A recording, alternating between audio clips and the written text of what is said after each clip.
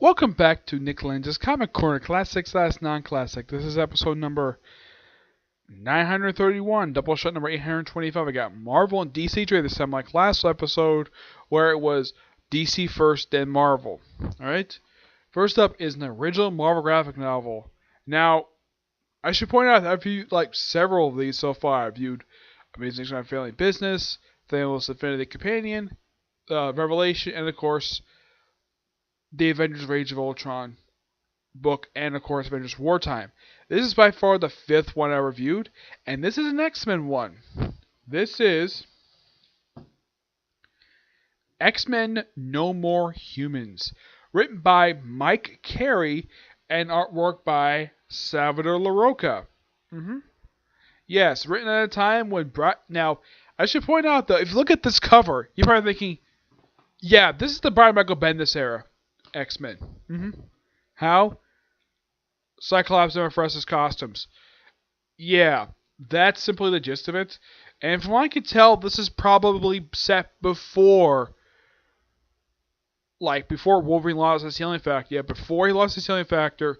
And though they do mention here that Magneto has since left the X-Men, yeah, that happened roughly about 5 issues into his Bendis' run into Kenny X-Men, where Magneto just left and went to his own solo title. Now, the whole title of No More Humans, this is actually stemming from an alternate. The name comes from a phrase that Scarlet Witch said back in 2005 at the end of the event House of M. No more mutants. Of course, it's also been no more powers. The whole thing with No More Humans, this actually comes from a thing of an alternate reality type of thing when it comes. Okay. Anyways, yes. In this story, humans have completely disappeared. Yeah, it's explained it's something done by the character Rise, who is an alternate timeline version, who happens to be the son of Mystique and Wolverine. Why the heck not? Yep. Basically, think of him as a male Mystique with Wolverine's claws. That's simply the thing about this character. Also, in case you're wondering, does he interact with Nightcrawler in here? Because, well, he like Nightcrawler is the son of Mystique. Yes. For one page. Yeah. Actually, no, I don't think they do. Which is kind of weird. Yeah, and of course we have these. We have he assembles a new brother emus made of alternate versions of people who are dead or depowered. What happens to be Jean Grey? Now I saw this, I'm like, no, this couldn't be Jean Grey because she's been dead at this point since 2004. Let's see. This came out roughly in 2014. So at this point she had been dead for 10 years. Yep. And of course we have the past X-Men show up in this book. Yep. Well, because this is the Bendis era, so why the heck not? We also have the character Belle, who's from Bendis and Kenny X-Men book, along with Gold Balls. Doesn't do very much, but yeah, it seems like this is basically a book that basically features just Bendis and Kenny X-Men characters from the Kenny X-Men, all new X-Men, plus the Wolverine the X-Men roster. When it was written by Jason Aaron, well, toward the end of Jason Aaron's run. Well, basically after AVX. Yeah, this is a pretty interesting story. Though when this came out, though, I heard one person didn't want to read it because he thought because he remembers Mike Carey from X-Men Legacy. He thought it was boring. I thought it was interesting, his run.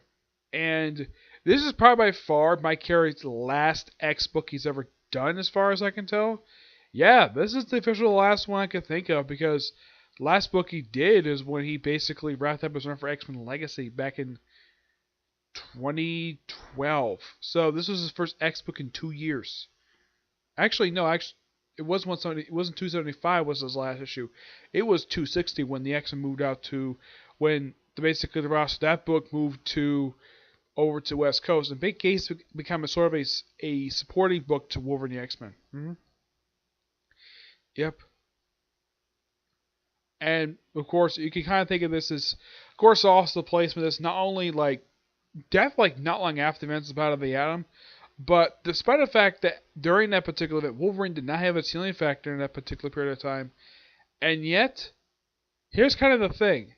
It's implied he still kind of has it in a way, but it's never officially confirmed. But this is still an okay book. Yeah, and how Rise makes the humans disappear is he used a machine created by a character who's only appeared in his one book only, which caused the humans to disappear, go to another dimension, and eventually they're brought back.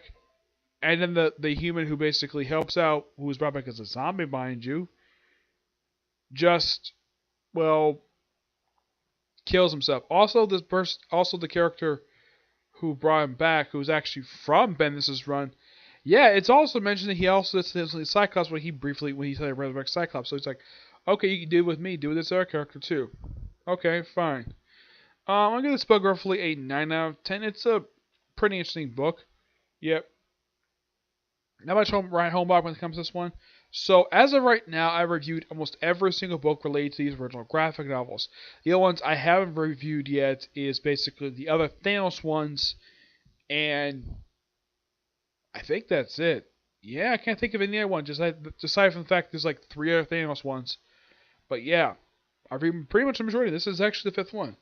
Alright, next up it is Supergirl and the Legion of Superheroes, the Dominator War, collecting Supergirl Legion of Superheroes 26 to 30.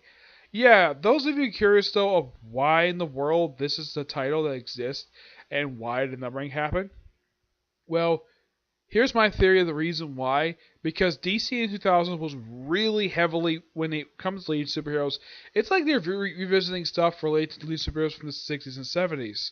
When it comes to the title itself, yeah, that's a nod to Superboy and Legion of Superheroes, when, of course, the Legion of Superheroes took over the numbering for, well, when it became the second five Legion of Superheroes back in the 1970s. Now, of course, that's not the only thing they decided to do with this particular run. They also had Mark Waid come back to the book with Barry Kitson in the artwork. Yeah, this era is particularly very odd. I should point out, though, this is not the original version of the Legion of Superheroes. Oh no, not them.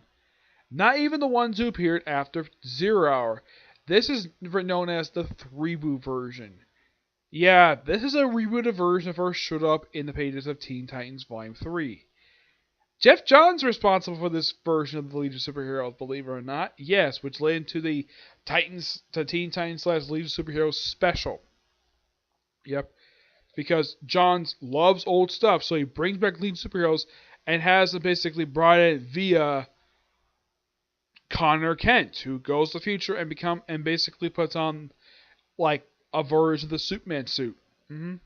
And now those of you curious though, why Supergirl's here, despite that, here's the thing. During this period of time, apparently DC was very heavily promoting Supergirl, so much so that basically he gave her sort of a supporting book in a way. Supergirl leads Superheroes, where she ended up in the future somehow.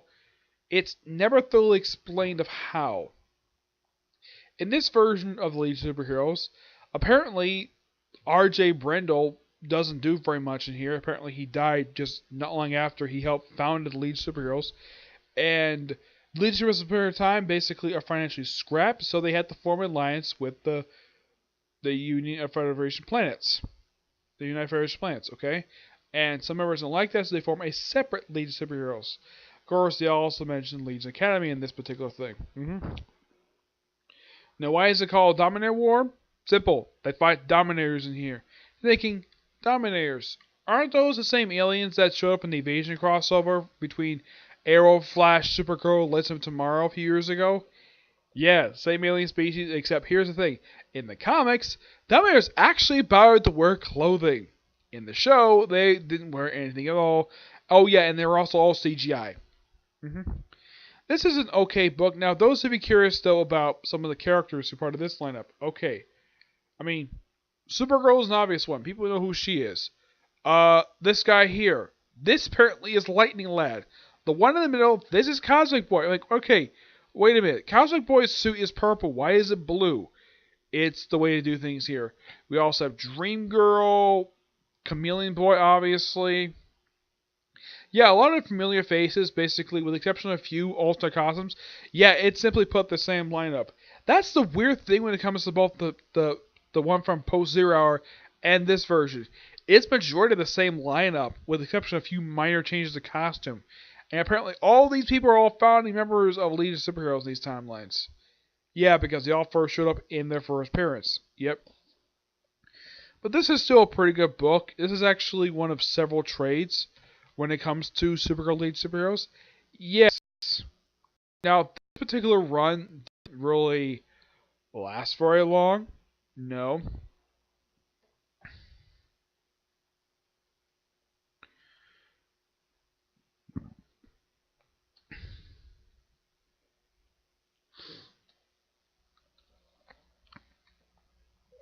Yeah, this one surprisingly only had one volume to its name, and that's just, well, Volume 5. Yep. A volume that lasted for, I think it was about 50 issues.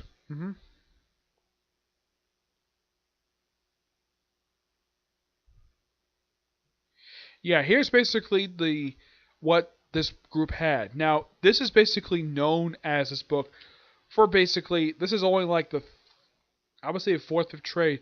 There is one more set of issues that come after this that's called this, and then pretty much after, I think it's after 1 year later, they reverted back to being lead superheroes, and after 50 issue series, for launch number 1, and the return of the original team.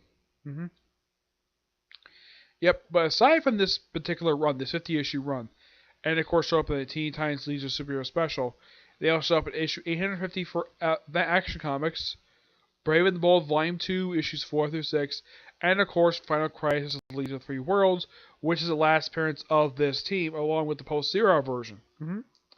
It's still a good book, but I kind of feel like, though, when I read this, I'm like, yeah, I'm in the middle of a story here. Yeah, but I have read this. But it's still a really good, really good series. And I've been hearing rumors for the past like couple years that this series might come back. Well, not Supergirl League Superheroes, mind you, but basically superheroes. Yeah, they've been slowly building return. Yeah, I've heard of this is one of two groups that's supposed to make a return soon, along with the JSA. But it's just been rumors so far. But nothing's been definitive so far when it comes to a particular thing. Well, I'm going to give this book roughly 9.5 out of 10, but it's really good. Okay? So, that's it for this particular review. Stay tuned for tomorrow for my one and only video plan for tomorrow, and that's review the newest episode of Ace Attorney, which apparently the season is going to end pretty soon. I'll talk about that when I talk about the video tomorrow, okay? But see you in the next video. Bye.